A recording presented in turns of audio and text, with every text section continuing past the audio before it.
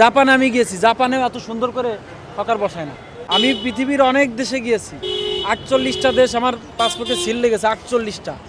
এখন আর আমার কোনো দেশে যাওয়ার অনুমতি নেই, নতুন পাসপোর্ট করে তারপর যেতে হবে।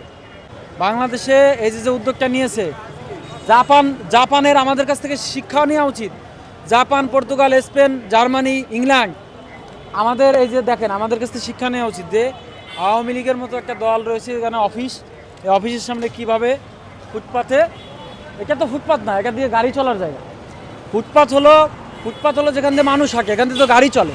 এখানে যেভাবে সুশৃঙ্খলভাবে হকারদের বসাইছে, এটা জার্মানি আমাদের দেশে ভ্রমণ করবে, জার্মানির যারা অ্যাম্বাসেডার রয়েছে, জার্মানির যারা সিটি কর্পোরেশনের যারা নগরপিতা রয়েছে, তারা বাংলাদেশ ভ্রমণ করবে যে কিভাবে আওয়ামী লীগের আমলে যে বিশৃঙ্খলভাবে বসানো, এই যে চাঁদাবাজি করার জন্য বিশৃঙ্খলভাবে বসানো হয়েছিল এই হকারদের, তাদের সুশৃঙ্খলভাবে এই যে দাবার যে গুটি বসানোর, দাবার যে গুটি মিনিস্টার মন্ত্রী বসানোর মতো এক একটা খোপ, এক একটা ঘর দিয়েছে।